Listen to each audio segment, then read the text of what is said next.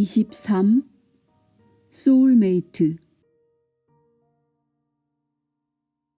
조는 여전히 일을 할 수 없었지만 적어도 집에 있으면서 아이들을 돌봐줄 수 있었고, 덕분에 나는 때때로 잠깐씩 일거리를 구할 수가 있었다. 나는 학교 바닥을 청소하거나 신발가게 일을 거들기도 했다. 하지만 진실을 말하자면 그 당시 내가 할 수 있는 일은 많지 않았다. 소아지방변증 환자인 크리스토퍼의 식이요법을 신경 쓰다 보면 살림은 더욱 빠듯해만 갔다. 조 역시 특별한 음식이 필요했다. 나는 우리가 가진 얼마 안 되는 돈으로 가족을 먹이려고 안간힘을 썼다. 우리는 하루 벌어 하루 먹는 식으로 살았다.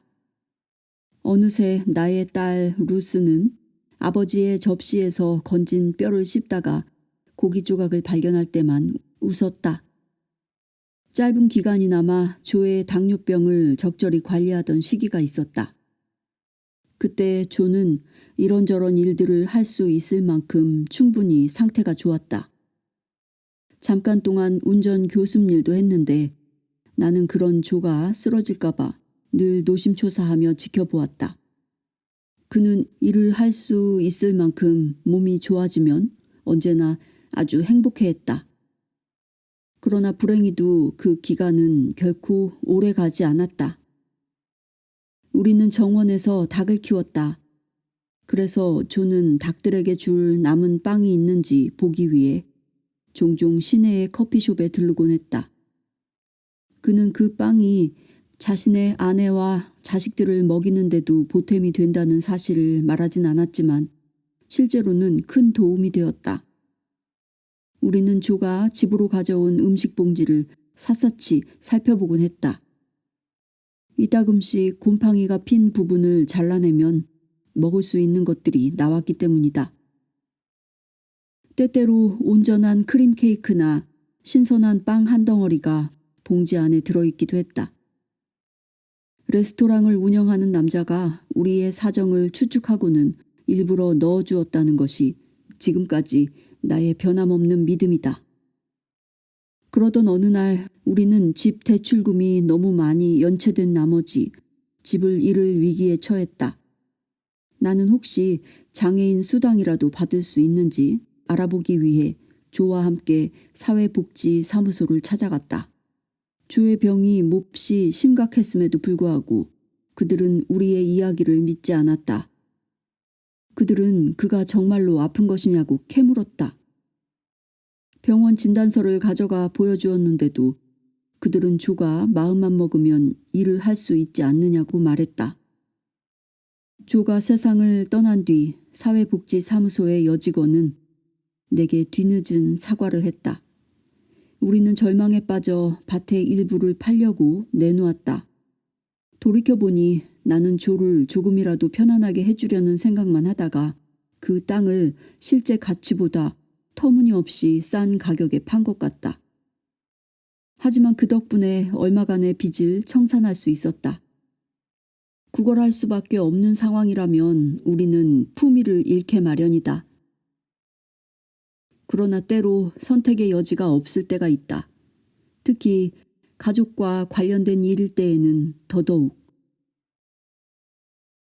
조가 앓던 병의 증상 중 하나는 그가 늘 추워한다는 것이었다. 심지어 여름에도 그는 덜덜 떨었다. 나는 조에게 보온 네일이라도 사줄 돈을 얻을까 싶어 다시 사회복지사무소로 갔다.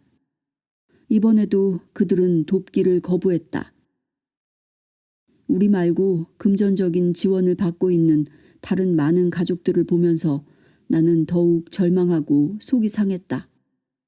시형 아파트보다도 좁지만 우리 소유의 집을 지니고 있다는 사실 때문에 사회복지사는 우리를 도울 수 없다고 했다.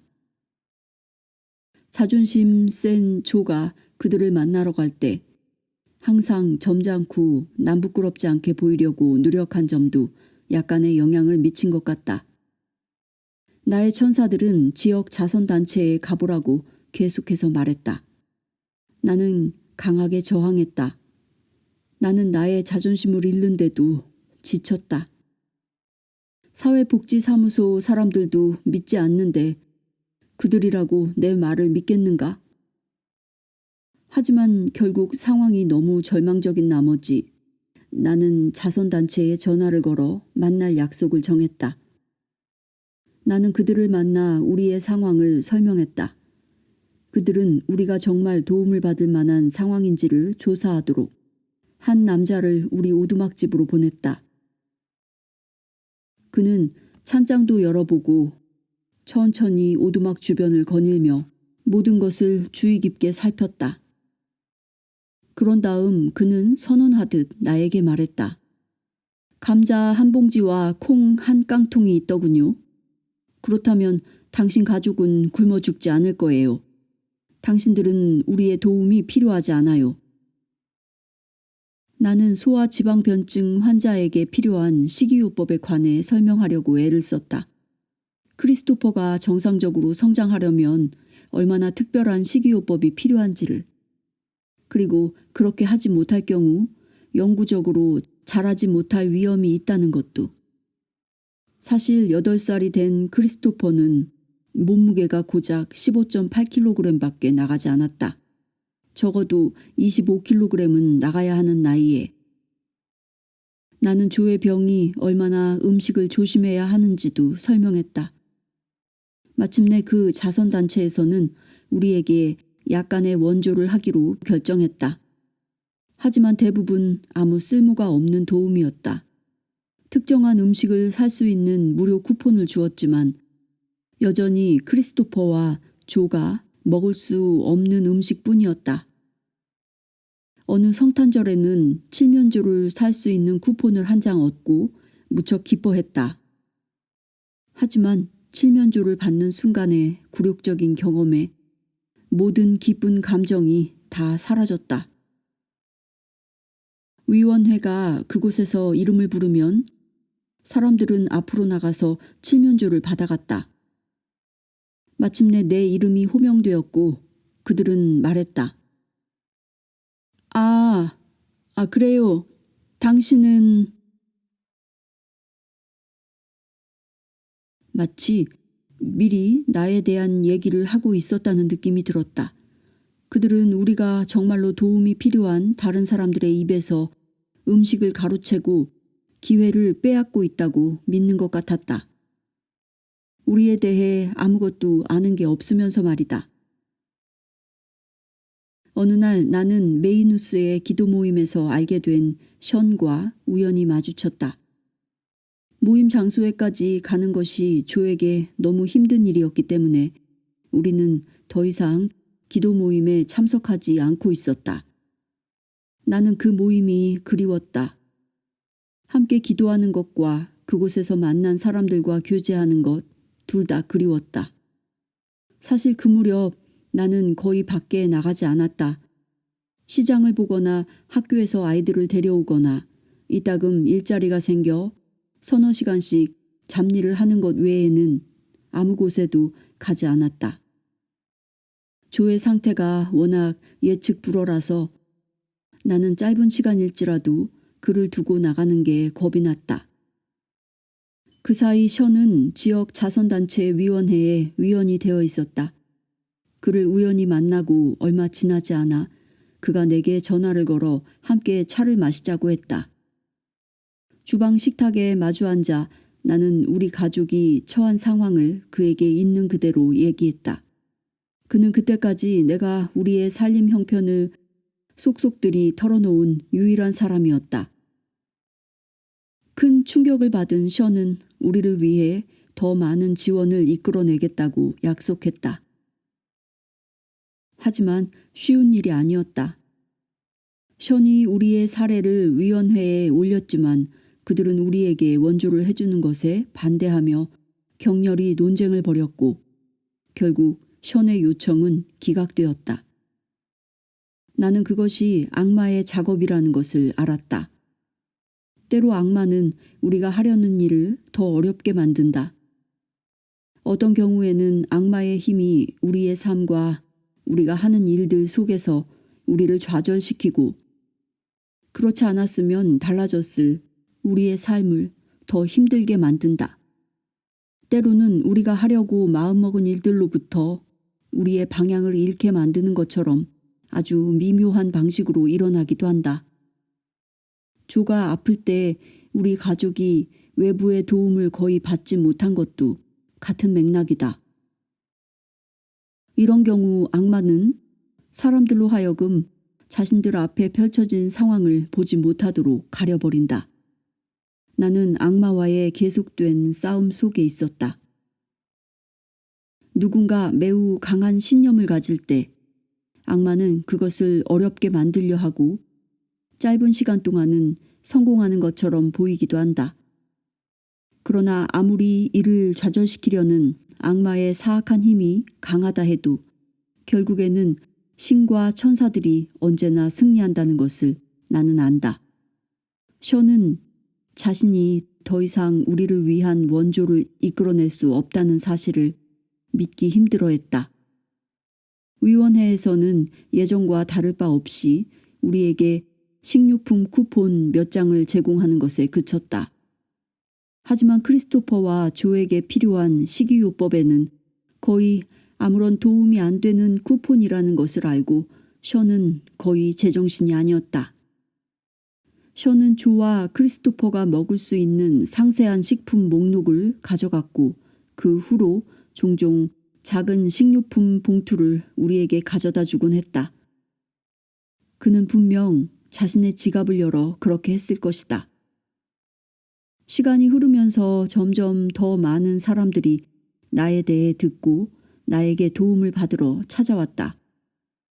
그 무렵 나를 만나러 온 사람 중 나이가 아주 많은 것은 아니지만 할머니라 부를 수 있는 여성이 있었다. 그녀의 이름은 메리였다. 10년 전쯤에 그녀의 이웃이 쌍둥이를 낳았는데 그중 한 명은 태어난 직후 죽었다고 한다.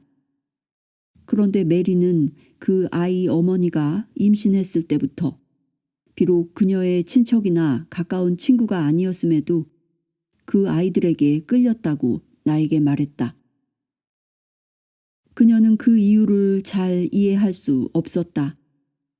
요람에 누워있는 그 아기 조 씨를 처음 보았을 때 메리는 아기의 얼굴을 만지기 위해 요람으로 다가가기도 전에 이미 자신과 그 아이 사이에 하나의 연결, 하나의 유대 관계가 있음을 알았다고 한다.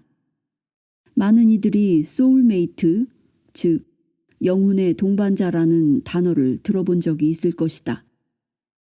대개 완벽한 연인, 어쩌면 결혼할 상대 같은 남녀 관계의 관점에서 그 단어를 생각하는 경향이 있다.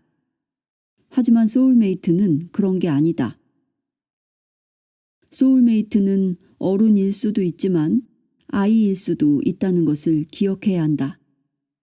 사람들은 자신의 소울메이트를 찾아 여기저기 돌아다닌다. 하지만 그 혹은 그녀는 당신 가까이가 아닌 세상의 다른 장소에 있을지도 모른다.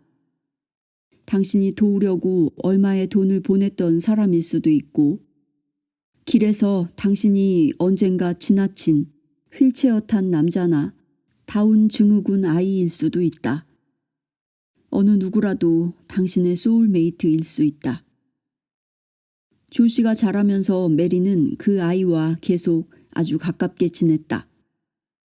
아이가 아플 때나 문제가 있을 때 메리는 본능적으로 알았다.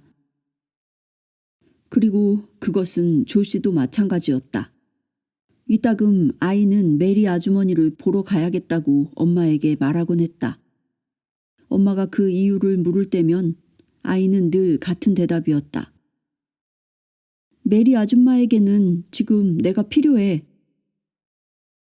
아이 엄마는 조 씨가 메리를 보러 가는 것을 늘 허락하지는 않았다. 왜냐하면 이미 어두워진 뒤거나 비가 세차게 내리는 날도 있었기 때문이다. 하지만 조 씨는 허락을 받아낼 때까지 끝까지 간청했다. 조 씨는 메리의 집 현관에 도착하면 문을 두드리며 말하곤 했다. 메리 아줌마, 무슨 일이에요? 메리는 다만 그 어린 소녀를 바라보며 생각했다. 이런 세상에 오늘 내가 슬프다는 것을 알고 있네. 두 사람은 소울메이트였다. 서로 나이 차이가 많고 같은 여자이지만 그럼에도 소울메이트였다. 메리는 지금 이 세상에 없다. 세상을 떠나기 얼마 전에 그녀는 나에게 말했다. 나는 조 씨가 나의 소울메이트라는 것을 알아요. 나의 남편은 나의 소울메이트가 아니었다는 것도. 그것은 그녀가 삶의 마지막에 이르러 이해하게 된 사실이었다. 메리의 죽음은 나 또한 알고 지낸 조 씨에게 막대한 영향을 미쳤다. 메리가 죽었을 때 조 씨는 마치 자기 가슴의 큰 부분이 사라져 버린 것처럼 느꼈다. 물론 조 씨는 앞으로의 삶에서 또 다른 소울메이트를 만나게 될 가능성이 매우 높다. 한 생애에 한 명 이상의 소울메이트가 있을 수 있기 때문이다. 우리가 이따금씩 소울메이트를 그리워하는 것은 자신의 소울메이트를 알아보지 못하기 때문이라고 나는 믿는다. 우리는 너무 바쁜 것이다. 그러나 그렇다고 해서 상대방이 우리를 알아보지 못한다는 의미는 아니다. 우리 모두는 또한 알아야 한다. 우리가 누군가를 사랑할 수 있고 누군가를 소중히 여길 수 있고 그들을 위해 우리의 삶을 바칠 수 있지만 그렇다고 해서 그들이 꼭 우리의 소울메이트는 아닐 수도 있다는 것을. 나는 소울메이트를 만나기 전까지는 한 사람에게 정착하지 않을 거야. 라고 말하는 젊은이들이나 나이 든 사람들을 보는 것은 매우 슬픈 일이다.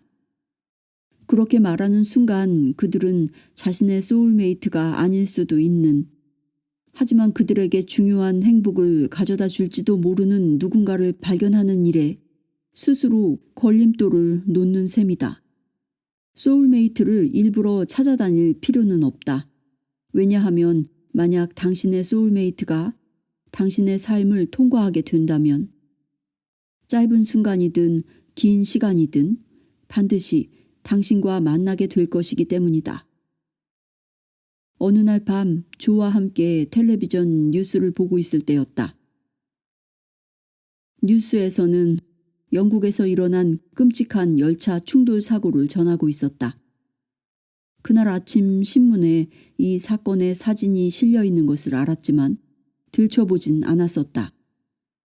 왠지 내가 봐야 할 어떤 것이 있다는 느낌이 들었다. 하지만 더 잘 살펴봐야만 했다. 신과 천사들이 나에게 어떤 것을 보여주기를 원할 때는 나는 그것을 피할 수 없다. 구조대원들에 둘러싸여 들것 위에 실린 한 남자가 화면에 나타났다. 나는 그 남자가 열차 충돌에서 살아남았다는 것 외에는 그가 누구인지 아무것도 아는 바가 없었다. 하지만 그가 누구이든 간에 그는 방금 자신의 소울메이트를 기차 안에서 만났으며 그 소울메이트는 지금 죽었다는 것을 나는 알 수 있었다. 나에게는 그 두 사람 사이의 접촉을 보는 것이 허락되었기 때문에 그 사실을 안 것이다. 들것에 실려 옮겨질 때 그는 손을 뻗어 누군가를 잡으려고 했다. 그는 자신의 소울메이트의 영혼을 보았던 것이다. 그의 소울메이트가 그를 위로하면서 당신은 죽지 않을 테니 아무 염려하지 말라고 안심시키는 것을 나는 보았다. 그 소울메이트가 남자인지 여자인지 혹은 젊은 사람인지 나이 든 사람인지는 볼 수 없었다. 그러나 나는 그가 그의 소울메이트이며 두 사람이 아주 잠깐 동안 만났었다는 것을 알았다. 나는 지독한 슬픔을 느끼며 이렇게 생각했던 것이 기억난다. 하나님, 난 이런 것이 싫어요. 사실 싫다는 말은 틀린 말이다.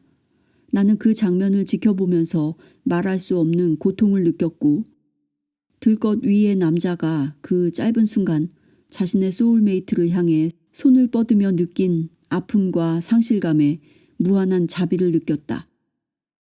그가 자신의 소울메이트를 아주 잠깐 만났었다는 사실을 기억하게 될지는 모른다. 때로는 우리가 고통과 충격의 상태에 있을 때 영적인 일들이 일어난다. 후에 우리는 정말로 그 일이 일어났던 것인지 궁금해한다. 우리가 무엇인가를 보기는 본 것일까? 아니면 그저 한순간의 섬광 같은 것이었을까? 그 무렵 나는 자신의 아내를 살해한 한 남자와 나 자신 사이의 연결을 매우 강하게 의식하고 있었다. 내가 어디를 가든 무엇을 하고 있든 어떤 식으로든 그 연결이 나타났다. 라디오를 틀었는데 그 살인사건에 대한 이야기가 들렸다. 길을 걸어 내려가는데 땅에 떨어진 신문에서 그 사건에 관한 기사를 우연히 발견하기도 했다. 마치 신문에서 솟아올라오듯 활자가 두드러져 보였다. 신문에서 내게 유일하게 보인 것은 그 끔찍한 살인에 대한 것뿐이었다. 어느 날 저녁 나는 거실로 나가 텔레비전을 켰다. 마감 뉴스가 진행되고 있었다. 나는 잠시 후 텔레비전을 끄려 했지만 꺼지지가 않았다. 나의 천사들 중 하나가 말하는 소리가 들렸다. 로나, 앉아서 뉴스를 봐. 나는 마지못해 자리에 앉았다.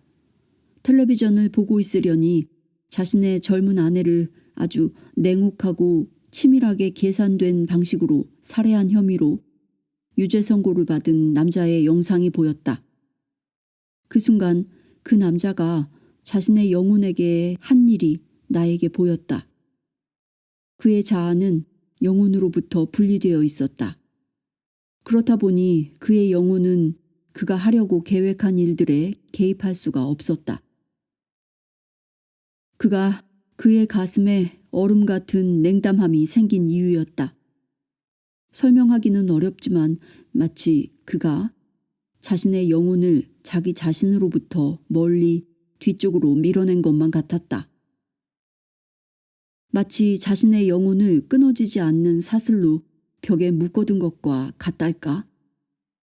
때로는 우리는 자신의 영혼에 그런 일들을 저지른다. 왜냐하면 우리는 탐욕이 우리의 삶을 지배하기를 원하기 때문이다. 우리는 물질적인 것들에 사로잡혀 있다. 이 남자의 영혼에 그런 짓을 한 것은 악마나 그 밖에 다른 누군가가 아니었다. 그 자신이 그렇게 한 것이다. 어떤 의미에서 그는 얼음 인간이 되었다. 그것이 그 순간의 그의 모습이었다. 그가 감옥에 갇힐 때에도 나에게 그의 영혼이 보였다. 이것은 시간이 지나면서 그가 후회하지 않고 그의 영혼이 사슬을 끊을 수도 있다는 것을 의미하는 것은 아니다. 그는 결코 그 여자를 자신이 살해한 자신의 젊은 아내를 되돌릴 수 없을 것이다. 그리고 그는 자신의 행위에 대해 인간적으로 대가를 지불해야 한다. 그러나 가장 최악인 부분은 그가 자신의 영혼에게 저지른 일이다. 그것이 가장 나쁜 것이다. 만약 그런 일이 허락되어 그의 영혼이 사슬을 끊고 자유로워진다면 그는 내면에서 끔찍한 고통을 겪을 것이다. 그는 그 느낌을 피하려 할 것이지만 결국 그는 무너져 내릴 것이고 깊고 끔찍한 고통을 느낄 것이다. 이 남자는 의도적으로 나가서 탐욕으로 인한 살인을 저질렀다. 그는 다른 사람의 몸에서 영혼을 빼앗을 계획을 세웠다. 그는 때가 되기도 전에 누군가의 영혼을 빼앗았다. 어떤 이들은 당신이 살인을 하면 그 다음에는 당신이 그렇게 될 차례라거나 혹은 전생에서 행한 일들의 인과응보라고 말한다. 하지만 그것이 늘 진실은 아니다. 그는 아내의 영혼을 빼앗았고 그 자신의 영혼은 굉장한 고통과 상처를 느꼈다. 그의 영혼이 그렇게 느낀 이유는 그가 그 끔찍한 행동을 하는 것을 멈출 수 없었기 때문이다. 살해당한 그의 젊은 아내의 영혼 또한 그의 영혼이 덫에 갇혔다는 것을 알고 슬픔을 느낀다. 그녀의 영혼은 그를 용서한다. 영혼들은 언제나 용서한다. 영혼들은 절대로 포기하지 않는 듯하다. 그들은 천사들과 같다. 한 영혼은 결코 또 다른 영혼에 대해 포기하지 않는다. 24. 사라진 반지. 어느 월요일 저녁 텔레비전 뉴스를 보던 조가 황급히 나를 불렀다. 화면에는 우리가 자주 애용하던 더블린 시내의 전당포가 나오고 있었다. 나는 뉴스에 나오는 이야기를 믿을 수가 없었다. 주말에 전당포에 도둑이 들어 전당포 안에 거의 모든 물건을 털어갔다는 것이다. 일요일 아침에야 그 사실이 발견되었다. 아일랜드 경찰 당국은 누구의 소행인지는 아직 모르지만 철저히 계획된 범죄였다고 말하고 있었다. 나도 모르게 조를 바라보며 소리를 질렀다. 그럼 내 반지도 사라졌다는 말이잖아. 내 아름다운 반지. 나는 너무 속이 상했다. 조가 내 어깨를 안아주었다. 나는 말했다. 게다가 우리가 곤궁할 때마다 그 반지가 우리의 구세주였는데 이제 더 이상 그럴 수도 없게 됐어. 이건 정말 불공평해. 반지가 사라졌다는 것을 알게 되자 깊은 상실감이 느껴졌다. 비록 솔직히 말해 반지가 내 손가락보다 전당포에 잡혀있는 기간이 더 많긴 했지만 나에게 너무나 큰 의미였다. 혹시 경찰이 반지를 되찾아 줄지도 모른다는 희망을 잠시나마 갖긴 했지만 시간이 지날수록 그런 일은 점점 더 불가능해 보였다. 몇 주 후 우리는 전당포 주인에게서 편지를 받았다. 우리가 전당포 주인에게 서명해 준 영수증에는 만일의 사태가 생길 경우 그들에게 어떤 책임도 묻지 않는다는 내용이 있었음을 알리는 통지였다. 전당포에서 우리 반지를 보관하고 있는 사이 도둑이 그것을 훔쳐가도 전당포는 법적 책임이 전혀 없다는 얘기였다. 우리는 속이 뒤집혔다. 반지도 잃고 그에 따른 보상도 없었다. 조는 언젠가는 내게 새로운 반지를 다시 사주겠다고 약속했다. 하지만 나에게 그런 건 중요하지 않다고 어떤 반지도 나에게 잃어버린 반지와 똑같은 의미를 줄 수는 없다고 말했다.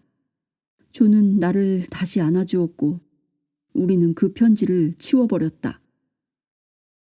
며칠 후 오두막집 현관에 앉아있을 때였다. 미카엘 천사가 마치 집 뒤에서 걸어 나오는 것처럼 나타났다. 그는 문간에 앉아있던 내 옆에 나란히 앉았다. 나는 그에게 말했다. 난 지금 말할 기분이 아니야. 미카엘 천사가 내 어깨에 손을 올려놓으며 말했다. 로나, 반지 일은 정말 유감이야. 하지만 우리는 아무것도 할 수가 없었어. 나는 미카엘을 돌아다 보았다. 그에게서 나오는 광채에 나도 모르게 조금 미소를 지었다. 미카엘, 당신이 무슨 수라도 쓸 수 있었다면 좋았을 텐데. 조 역시 슬퍼하고 있어. 자신이 나를 절망 속으로 끌어내렸다고 느끼나 봐.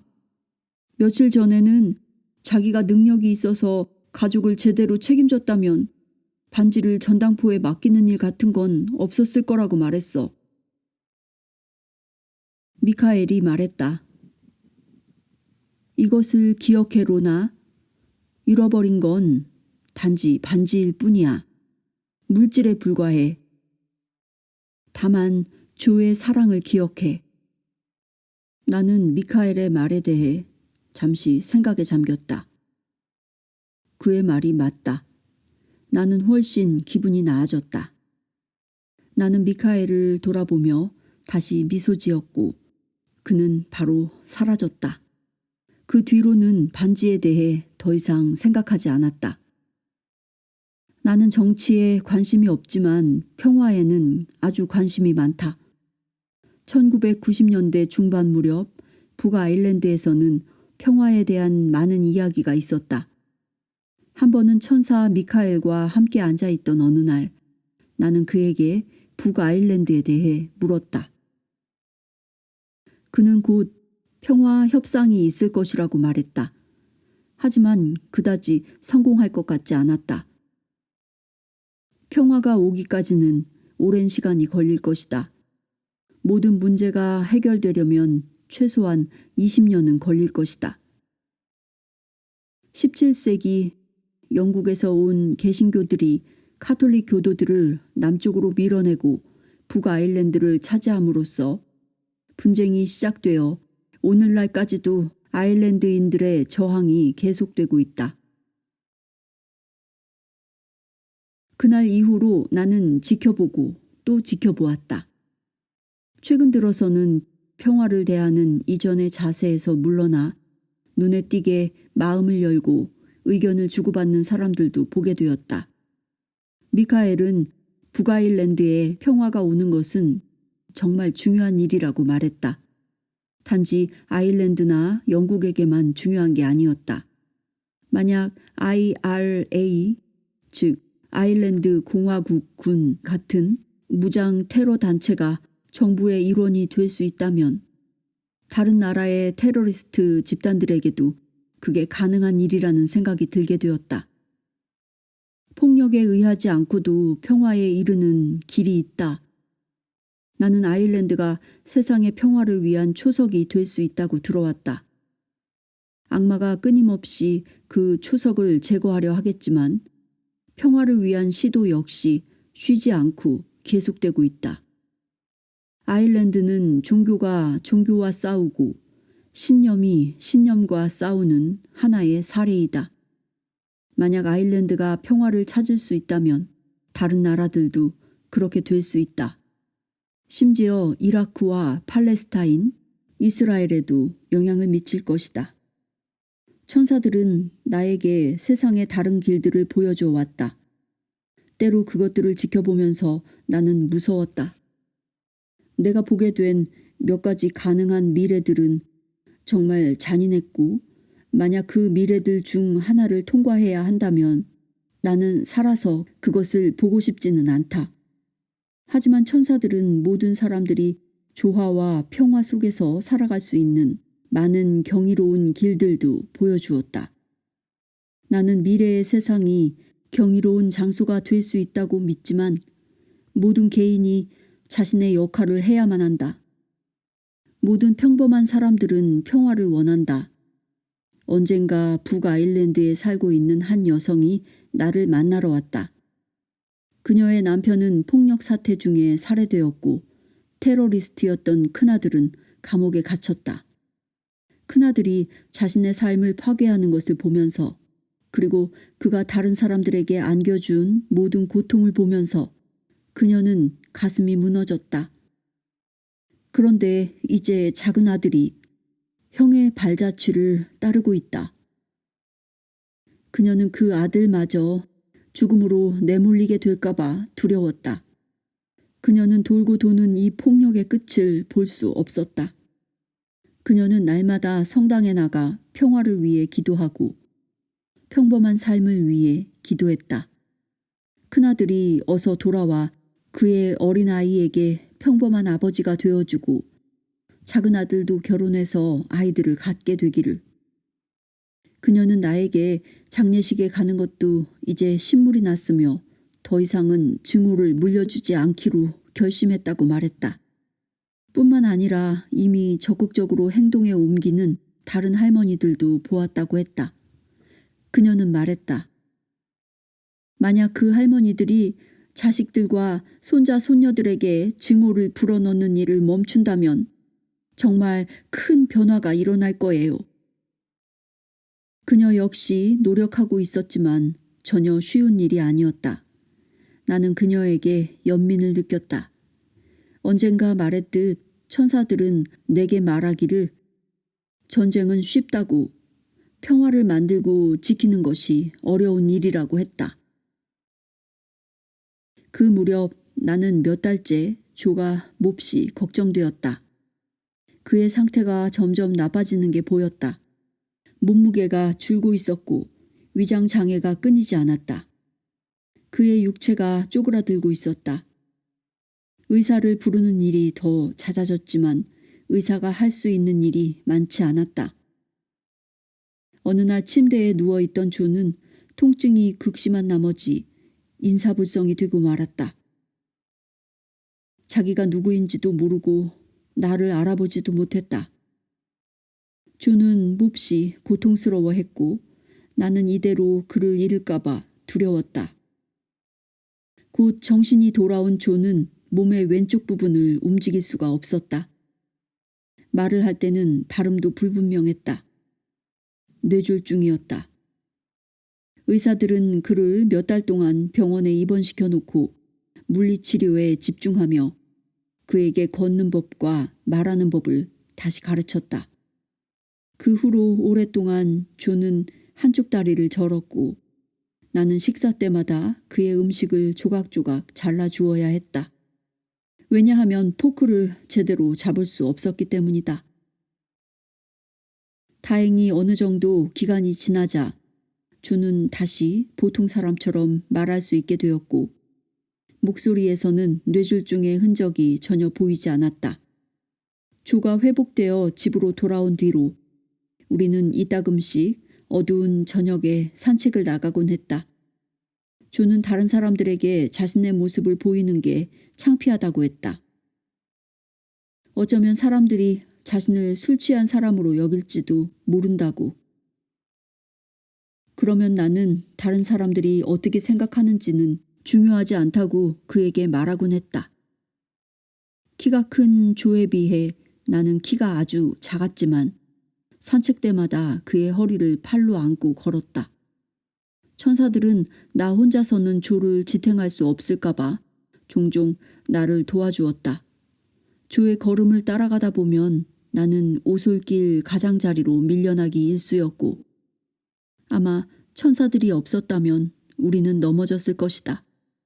나는 신과 천사들에게 계속해서 조에 대해 불안한 마음을 토로하며 물었다. 그는 왜 아파야만 하지? 당신들은 왜 조를 낫게 할 수 없는 거야? 삶을 좀 더 편안하게 해줄 수는 없는 거야? 어느 날 나는 밭에서 혼자 울고 있었다. 아무도 내 눈물을 알아챌 수 없도록 무슨 일인가를 하는 척하면서. 그때 미카엘 천사가 내 앞에 나타났다. 나는 자두나무 잎사귀를 하나 따려고 손을 뻗다가 하마터면 그를 밟을 뻔했다. 나는 흐느끼며 말했다. 미카엘, 조의 삶이 끝나가고 있다는 것을 믿고 싶지 않아. 그건 너무 이르잖아. 신에게 말해줘. 나는 이겨낼 수 없을 것 같아. 나는 조가 죽는 것을 원치 않아. 미카엘이 대답했다. 로나, 신은 너의 말을 들을 수 있어. 너의 가슴 속에 무엇이 있는지 신은 알아. 로나, 나를 봐. 내 눈을 들여다봐. 무엇이 보여? 미카엘 천사의 눈을 들여다보자 모든 것이 사라져버리는 듯했다. 심지어 미카엘 천사까지도. 그의 눈은 생명과 빛으로 충만한 길이 되었다. 그 길 양쪽에서 눈처럼 흰 천사들을 볼 수 있었다. 그리고 그곳에 천사들과 함께 걷고 있는 청년 조가 있었다. 건강하고 강한 모습이었다. 그는 이미 세상을 떠난 자신의 가족들과도 함께 걷고 있었다. 조는 천국으로 가는 길 위에 있었다. 건강하고 행복한 그의 모습을 보며 내 가슴은 기쁨으로 가득 찼다. 동시에 나는 울부짖었다. 미카엘, 안 돼. 이럴 순 없어. 난 조가 죽는 걸 원치 않아. 그는 죽기에는 너무 젊어. 이제 겨우 40을 넘었을 뿐인데 이건 공정하지 않아. 나는 자두나무 아래에서 가슴이 터지도록 울며 서 있었다. 미카엘이 나를 위로하며 깃털 달린 날개로 내 몸을 감싸주고 두 팔로 꼭 안아주었다. 잠시 후 미카엘은 나를 감싼 날개를 풀고 내 눈에 흐르는 눈물을 닦아주었다. 로나, 이제 강해져야 해. 가서 너의 가족과 조를 돌보도록 해. 미카엘 천사는 내 이마를 한번 만져주고는 반짝하며 사라졌다.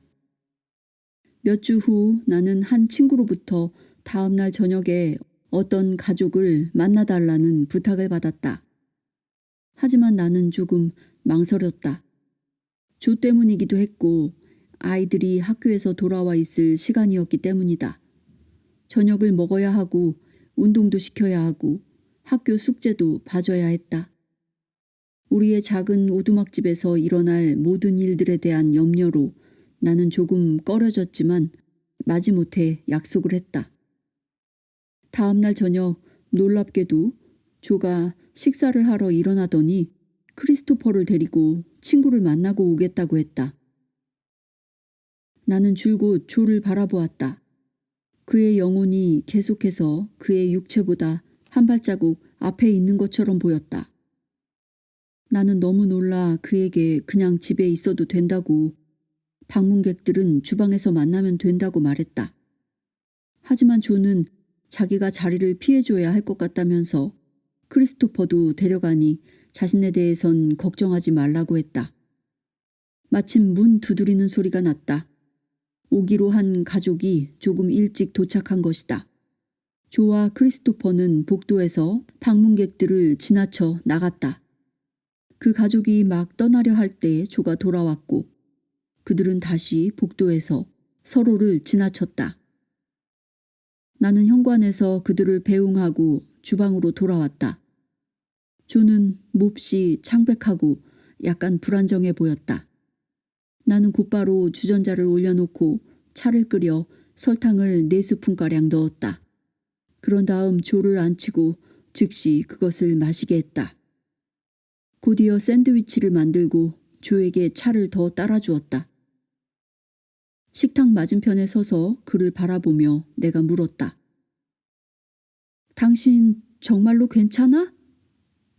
조가 대답했다. 괜찮아. 소란 피울 것 없어. 조는 샌드위치를 고작 2입 정도밖에 먹지 못했다. 그때 주방의 공기가 갑자기 달라졌다. 잠옷을 입은 루스가 맨발로 나와 주방문을 열고 물었다. 엄마, 숙제 때문에 그러는데 친구에게 전화해도 돼요? 나는 루스를 바라보다 조를 바라보았고 그 다음 다시 루스를 보며 대답했다. 그래, 하지만 짧게 해야 한다. 모든 것이 슬로우 모션처럼 펼쳐졌다.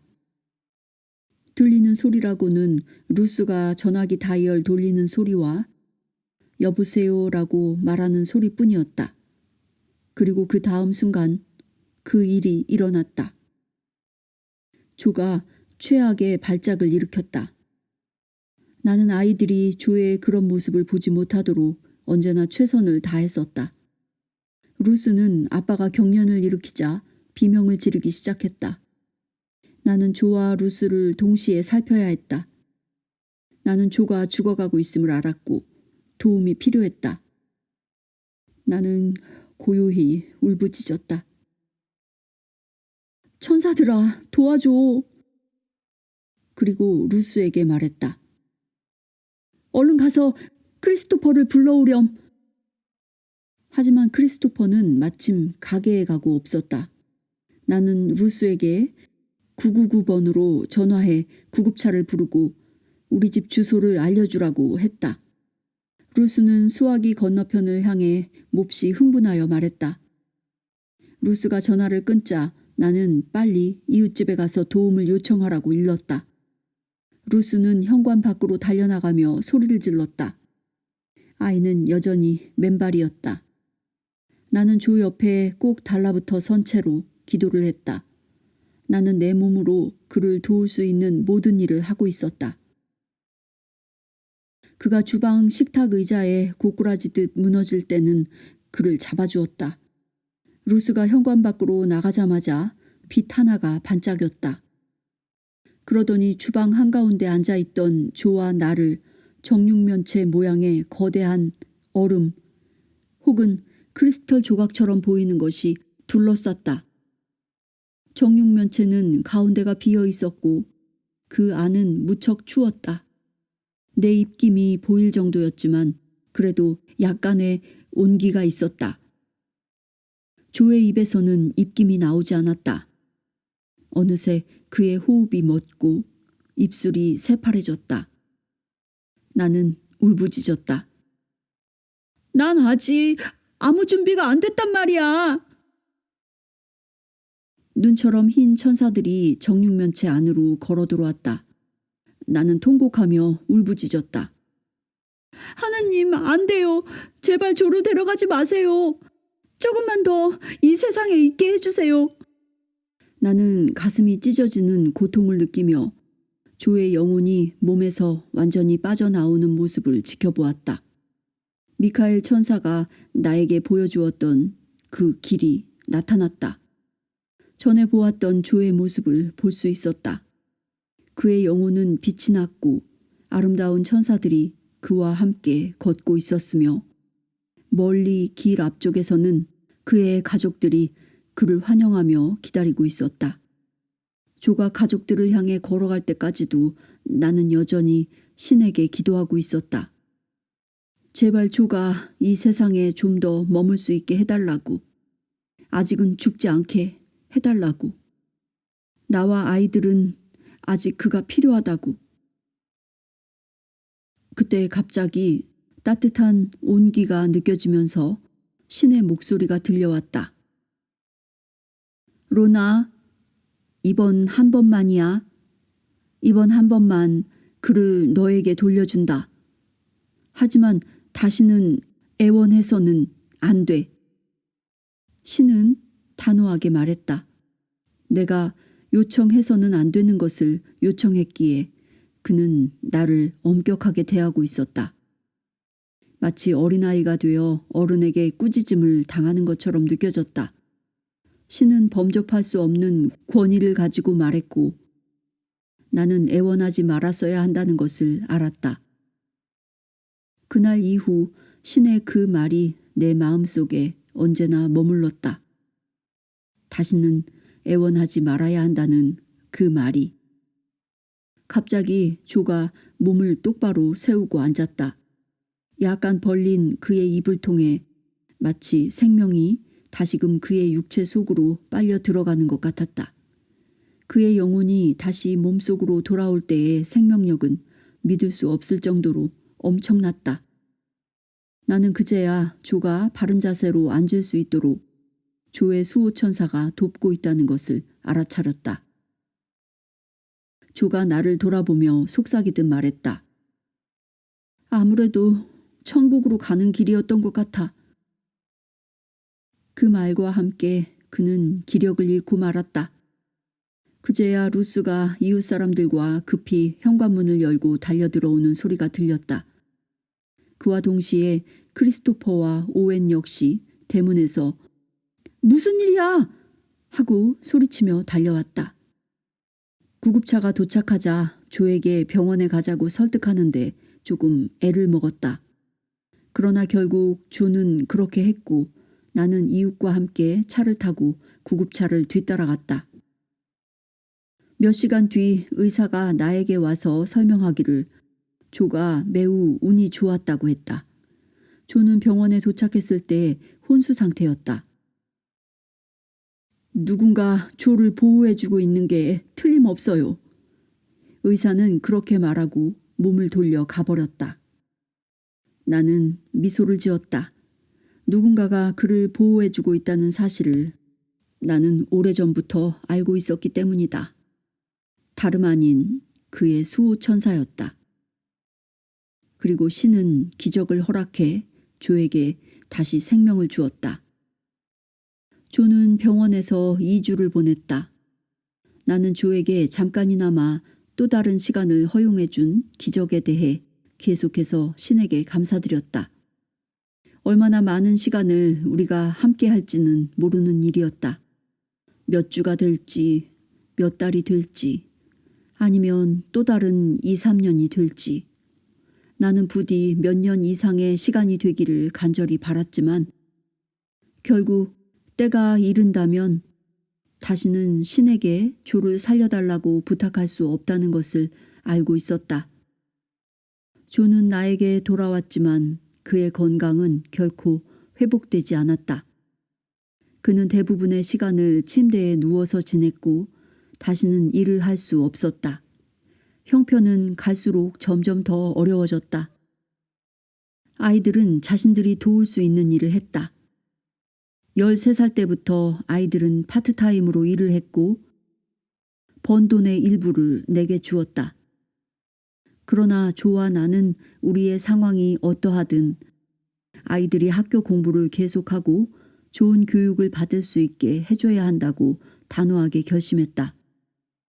15살에 학업을 중단한 것이 내 삶의 큰 손실이었다고 나는 언제나 느꼈다. 오두막집의 대문이 심하게 녹이 슬어 당장 페인트 칠을 해야 했다. 나는 아침에 잠깐 시간을 냈다. 날은 맑았지만 추웠다.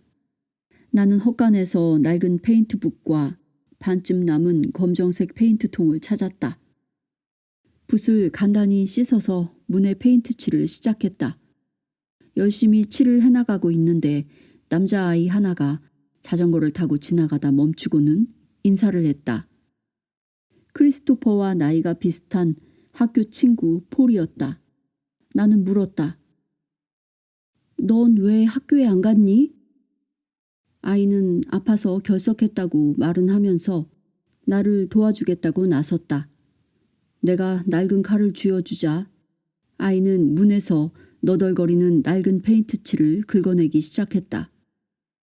그러면서 중간중간에 웃고 농담을 하고 학교 다니는 얘기와 낚시 다닌 얘기를 제잘거렸다.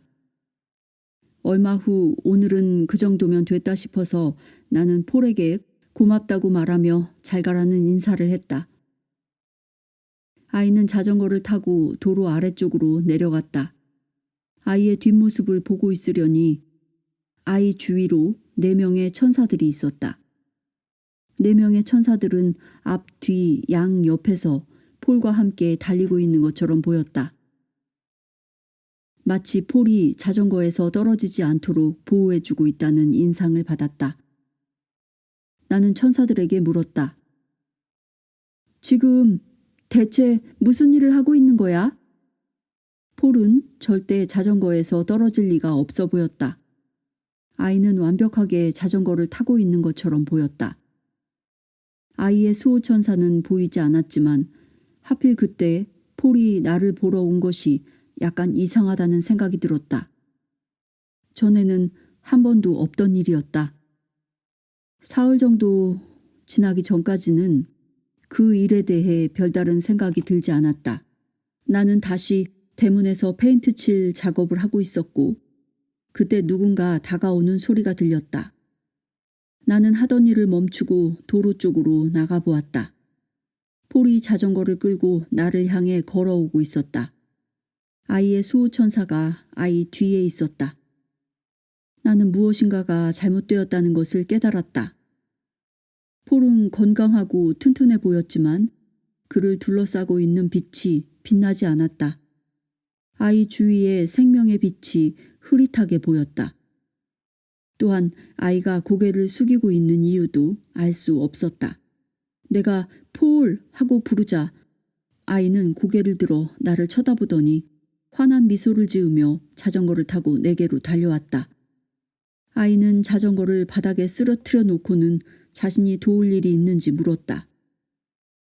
그럼 있지. 내가 조금 늦긴 했지만 말이야. 나는 웃으며 대답했다. 그러고는 페인트붓을 하나 더 가지러 폴을 대문에 남겨둔 채 헛간으로 향했다.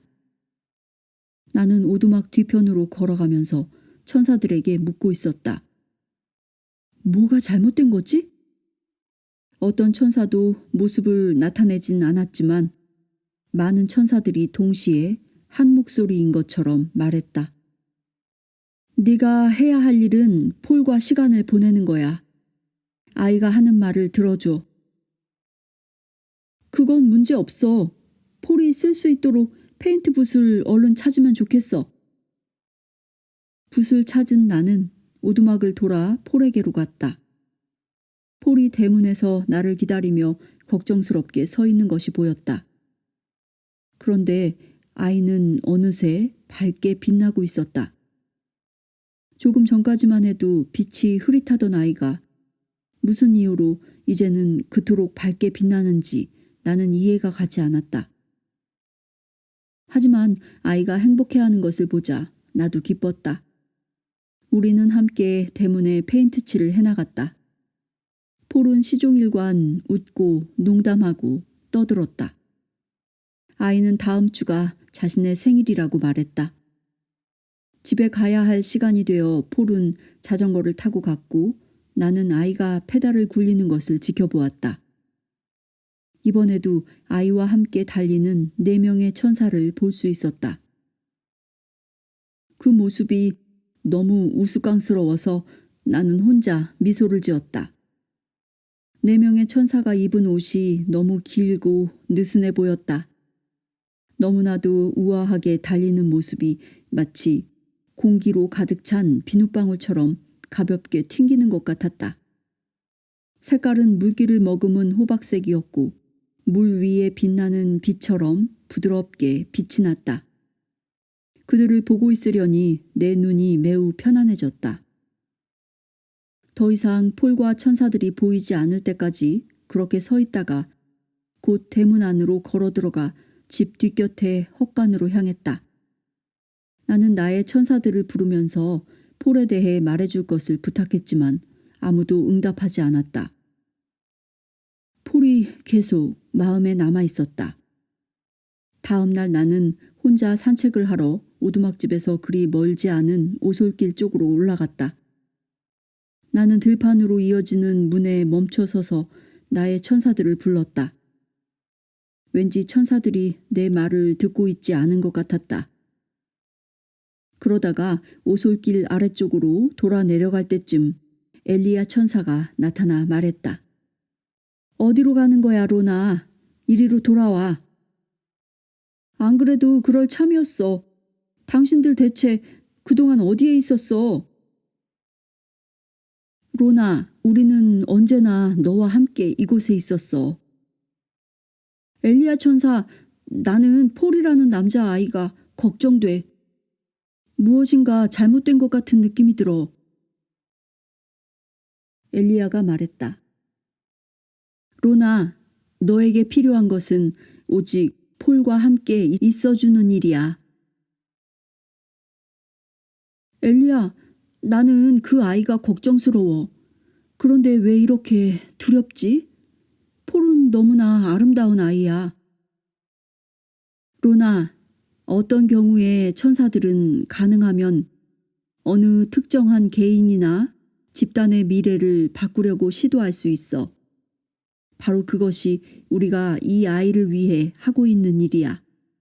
그래서 많은 사람들에게 자신의 역할을 하라고 속삭이고 있는 거고. 하지만 우리의 말에 귀를 기울이는 사람은 극소수야. 어쩌면 충분하지 않을 수도 있어. 너는 이 순간 폴의 생명줄이야. 너는 그 아이가 지금 여기에 있는 이유 중 하나이기도 해. 너는 늘 우리의 말을 듣지, 로나? 이제 돌아가서 대문에 페인트칠 하는 일을 마저 하도록 해. 우리가 폴을 너한테 보낼 테니 이야기하고 웃고 즐겁게 보내. 나는 애원했다. 엘리야, 나한테 더 많은 것을 말해줄 수는 없어? 안 돼, 로나. 너 혼자서는 그 아이의 미래를 바꿀 수 없어. 다른 사람들도 각자 자신의 역할을 수행해야만 해. 언제나 지금이 그때였다. 나는 그런 경우를 많이 본다. 일련의 작은 사건들이 모여 큰 일을 이룰 수 있다. 당신이 누군가를 향해 미소 짓거나 누군가에게 칭찬을 해주는 것과 같은 작은 일을 하도록 천사들이 당신을 자극하는 이유도 바로 이것이다. 비록 당시에는 아무리 하찮고 사소해 보여도 그렇게 해야만 한다. 겉으로 보기에 하찮은 일들이 더 큰 계획 속에서 매우 중요한 역할을 한다. 내가 대문에 칠을 하러 나갈 때마다 폴이 도착하곤 했다. 시간이 언제든, 아침이든 늦은 오후든 저녁이든 늘 도와주러 나타났다. 폴은 자신의 생일에 크리스토퍼와 함께 낚시를 하러 가도 되느냐고 나에게 물었다. 나는 폴이 그래준다면 크리스토퍼도 무척 행복할 것이며 폴의 생일 다음 날인 일요일이 좋겠다고 말했다. 토요일에는 크리스토퍼가 석탄 집화장과 말 보관소에서 일을 했기 때문이다. 폴은 자신의 가족들 모두와 함께 갈 것이라고 했다. 아이는 무척 신이 나 있었다. 크리스토퍼와 함께 갈 수 있게 허락해 주어서 고맙다고 아이는 말했고, 나는 아이에게 크리스토퍼를 잘 부탁한다고 조심해서 안전하게 집에 돌아오라고 당부했다. 그리고 월요일에 내가 요리를 할 수 있게 물고기를 많이 잡아오면 좋겠다고 했다. 폴은 웃으면서 최선을 다하겠다고 대답했다. 그날 크리스토퍼가 학교를 마치고 집에 돌아왔을 때 나는 폴의 생일 초대에 대해 말해주었다. 크리스토퍼는 기뻐하면서 벌써부터 기대에 차 낚시도구를 미리 꺼내놓았다. 며칠 뒤 페인트 칠을 마저 하러 대문에 나가 있는데 폴이 도착했다. 어느새 생일이 2, 3일 앞으로 다가와 폴은 무척 흥분해 있었다. 우리는 함께 페인트 칠을 했고 폴은 기분이 좋아져서 집으로 돌아갔다. 나는 폴이 자전거를 타고 도로 아래로 내려가는 모습을 지켜보았다. 그의 천사들은 변함이 없었다. 그들은 아이에게 아주 가까이 있었고 아이를 보호하며 언제든 잡아줄 준비를 하고 있었다. 그날 이후 나는 폴을 다시는 보지 못했다. 하루 이틀 뒤에 크리스토퍼가 열쇠로 현관문을 열고 들어와 주방으로 왔다. 아이는 몹시 속상해했고 아이가 어떤 말을 하기도 전에 나는 폴 때문이라는 것을 알았다. 엄마, 폴이 오늘 아침에 죽었대. 비극적인 사고가 있었어. 도저히 믿을 수가 없어. 폴의 생일날 낚시를 가기로 했었는데. 우리 폴의 집으로 가봐요, 엄마. 나는 너무 놀라 망연자실했다. 너무나 부당한 일이었다. 나는 크리스토퍼를 위로하며 꼭 안아주었다. 그리고 폴의 부모님이 조금 시간을 가진 뒤에 들르는 게 좋겠다고 말했다. 다음 날 저녁 크리스토퍼와 나는 폴의 집으로 향했다. 많은 사람들이 오가고 있었다. 차를 마신 뒤 폴의 아버지는 크리스토퍼와 잠깐 이야기를 나누었다.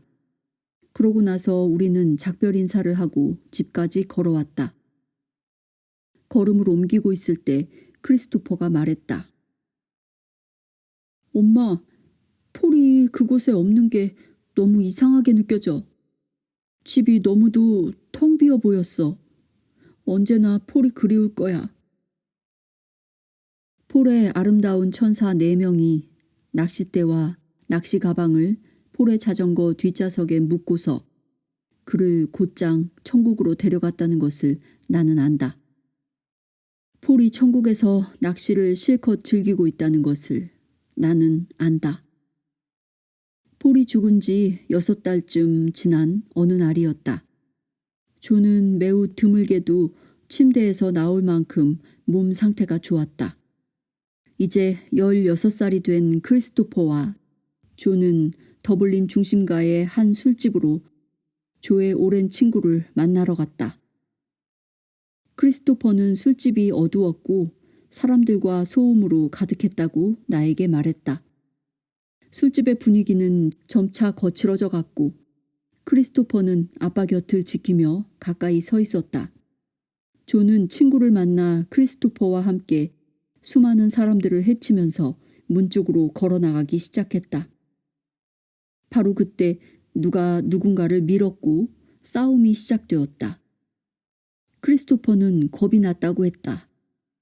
남자들 몇 명이 세 사람을 따라 거리로 나와 싸울 상대를 찾기 시작했다. 한 사람은 손에 깨진 병을 들고 있었다. 조는 그들에게 싸우려는 게 아니라고 단지 친구를 만나러 왔을 뿐이라고 말하면서 계속 걸어갔다. 그때 갑자기 남자들이 조와 일행을 밀쳐대기 시작했다. 크리스토퍼는 정말 겁이 났다고 한다. 그 순간 크리스토퍼는 갑자기 폴의 현존을 강하게 느꼈다. 크리스토퍼는 나에게 말했다. 엄마, 내가 확신하는데 폴이 그곳에 있었어. 정말로 폴이 그곳에 있는 것 같았어. 지금 엄마와 나처럼 말이야. 폴이 그 남자들을 뒤로 밀어뜨리고 우리를 앞으로 나아갈 수 있게 해줬어. 폴이 나와 아빠를 보호하는 것을 느낄 수 있었어. 술집에서 나온 그 남자들을 보면서 나는 살면서 그만큼 겁이 난 적이 없었지만 폴의 존재가 느껴졌을 때 우리는 이제 안전하다는 생각이 들었어. 나는 크리스토퍼에게 폴의 보호가 필요할 때면 폴이 항상 곁에 있다는 것을 기억하라고 말했다.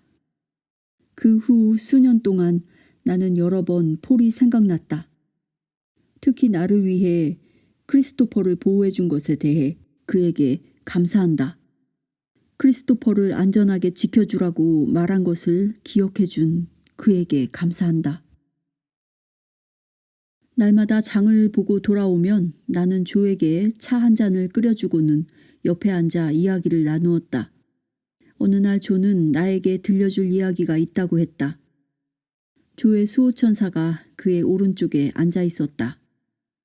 침대에도 많은 천사들이 조를 향해 자리를 잡고 앉아 조가 하려는 이야기를 기다리고 있었다. 조는 말했다. 로나, 당신은 믿지 않을지도 모르겠는데 오늘 당신이 외출한 사이에 한 여자아이가, 그러니까 내 말은 어느 여자아이의 영혼이 폴짝폴짝 뛰며 방 안으로 들어왔어. 4살쯤 돼 보였고 길고 밝은 갈색 머리가 찰랑거렸어. 마치 진흙 속에서 놀다 온 것처럼 지저분하고 손에 찰흙을 들고 있었어. 아이가 지금 당신이 서 있는 바로 그 자리에 서서 아빠, 나랑 함께 놀아요 하고 말했어. 그런 다음 아이는 몸을 돌려 방 밖으로 폴짝거리며 뛰어나갔어. 나는 너무 기쁘면서 한편으로는 놀라웠다. 나는 그것이 무엇을 의미하는지 알았다. 우리는 아이를 갖게 될 것이다. 우리는 언제나 또 다른 아이를 원했었다. 어느새 루스는 13살이었고 새로 아이를 갖는 것은 조가 건강해지는 것과 함께 내가 기대하는 마지막 소원이었다. 그것은 기적이었다. 나는 신과 나의 천사들에게 감사드렸다. 조는 이제까지 영혼을 본 적이 한 번도 없었다. 그 자신 역시 단순한 육체 이상의 존재라는 것을 이해할 수 있도록 신과 천사들이 그에게 더 많은 것을 보게 허락한 것 같았다. 조가 어린 여자아이의 영혼을 본 것이 우리가 곧 새로운 딸을 갖게 된다는 의미라는 걸 나는 조에게 곧바로 말하지 않았다.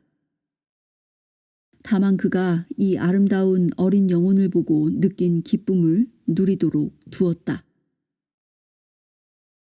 왜 아이가 나를 아빠라고 불렀을까? 조는 의아해하며 물었다. 심지어 나는 아직 임신 전이었는데도 이 어린 영혼이 보였다. 아이는 조가 묘사한 모습 그대로였다. 한 번은 차를 끓여 조에게 가져다 주기 위해 쟁반에 받쳐 주방을 막 나설 때였다. 그 어린 소녀가 작은 방문에서 폴짝거리며 뛰어나왔다. 아이는 너무도 아름다워 보였고 이내 사라졌다.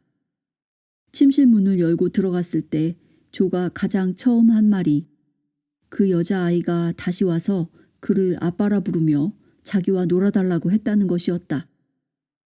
나는 그제야 조에게 그것이 의미하는 바를 말했다.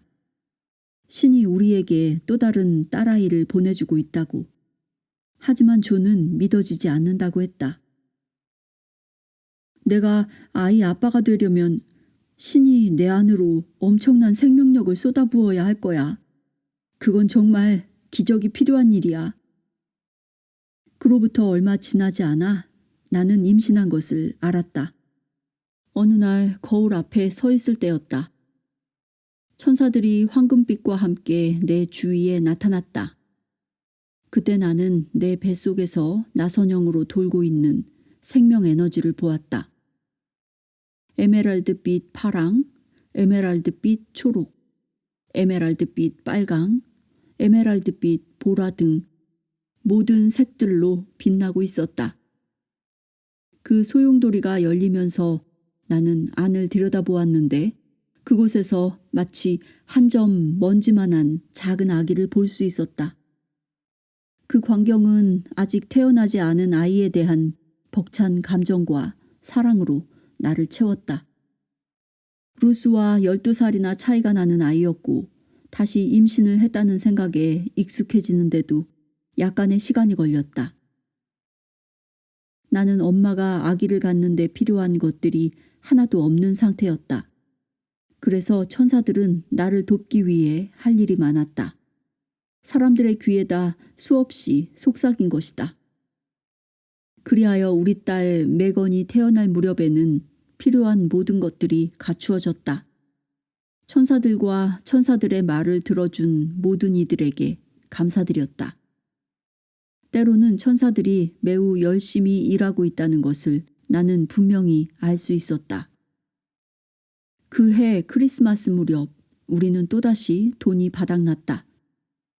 크리스마스를 불과 며칠 앞둔 어느 날 주방 식탁에 둘러앉아 저녁을 먹고 있는데 누군가 문을 두드리는 소리가 났다. 크리스토퍼가 누군지 보러 나갔다가 한 낯선 남자와 함께 엄청나게 커다란 상자를 들고 안으로 들어왔다. 크리스토퍼는 자기가 다니는 학교의 톰 신부님이라고 그 남자를 우리에게 소개했다. 톰 신부가 말했다. 이렇게 불쑥 찾아온 게 실례가 아닌지 모르겠습니다. 가정과목을 듣는 학생들이 만든 크리스마스 음식을 메이누스의 한 가정에 전달하자는 결론이 내려졌고 저는 이 가정이 가장 적임이라는 것을 알게 되었지요. 크리스마스에 칠면조와 햄을 가지고 다시 오겠습니다. 걱정하지 마세요. 어떤 학생도 그 음식들이 어디로 갔는지 알지 못하니까요. 제가 혼자 온 이유가 그것입니다. 크리스토퍼가 나를 도와 상자를 안으로 옮겨주겠거니 하고 생각했었지요. 나는 톰 신부에게 감사 인사를 하고 안으로 초대해 차를 대접했다. 차가 끓는 사이 톰 신부와 조와 아이들은 상자에서 음식을 꺼내기 시작했다. 생각할 수 있는 모든 음식이 들어있었다. 여러 가지인데다 양도 많았고 모두가 직접 만든 것이었다. 나는 믿을 수가 없었다. 나는 차를 따르면서 신과 천사들에게 감사드렸다. 톰 신부에게 차 한 잔을 건네고 사과 파이를 자르면서 나는 슬쩍 아이들을 쳐다보았다. 아이들의 눈이 반짝이는 것이 보였다. 나는 톰 신부를 돌아보며 물었다. 그런데 신부님은 어떻게 아셨나요? 톰 신부는 단지 형편이 어렵다고만 들었을 뿐이라고 했다. 그도 그 이상은 자세히 알지 못했다. 나는 식탁 건너편의 조를 바라보았다. 그는 고개를 저었다. 조는 톰 신부에게 자신의 병세를 알리고 싶어 하지 않았다. 나는 말했다. 천사들의 말을 들어주셔서 감사해요. 그리고 우리 집에 이런 풍요로움을 안겨준 가정 과목 학생들에게도 우리를 대신해 감사하다고 전해주세요. 며칠 뒤 크리스마스 이브에 톰 신부는 내가 지금까지 본 것 중 가장 큰 칠면조와 가장 훌륭한 햄을 들고 우리 집을 찾아왔다. 다음 날인 크리스마스에는 조는 벽난로 앞에 앉아 나를 바라보며 자신이 나와 아이들을 위해 제대로 해줄 수 있는 게 아무것도 없어서 부끄럽다고 말했다. 나는 그를 바라보며 말했다. 당신이 여러 해 동안 아픈 것은 당신 잘못이 아니야. 아프니까 당연히 일을 할 수 없는 거잖아. 그러니 그렇게 말하지 마. 나는 조를 위로하려고 애를 썼다. 조가 그런 말을 한 건 처음이 아니었다. 병을 앓는 사람들은 자주 그런 말을 한다. 아픈 것이 전혀 그들 자신의 잘못이 아님에도 불구하고 자신이 가족들에게 짐스러운 존재라고 생각해 부끄럽게 여긴다. 때로 조와 나는 이런 대화를 나누곤 했다. 오늘 왜 그렇게 화를 내? 당신이나 아이들에게 화가 난 게 아니야. 나 자신이 병들어 있고 당신과 아이들을 제대로 돌볼 수 없다는 게 화가 나. 나는 아무것도 할 수 없어. 그 해의 크리스마스 날 나는 벽난로 앞에 앉아 미소를 지으며 조를 안심시켰다. 몸이 조금이라도 가볍게 느껴지는 날이면 당신은 거의 쓰러질 때까지 밭일을 하고 할 수 있을 때는 주방 청소도 하잖아. 시장에서 돌아왔을 때 그런 당신을 보게 되는 날이면 정말 기분이 좋아. 당신은 자신이 할 수 있는 모든 일을 하고 있어. 당신의 아이들과 나는 당신을 아주 많이 사랑해.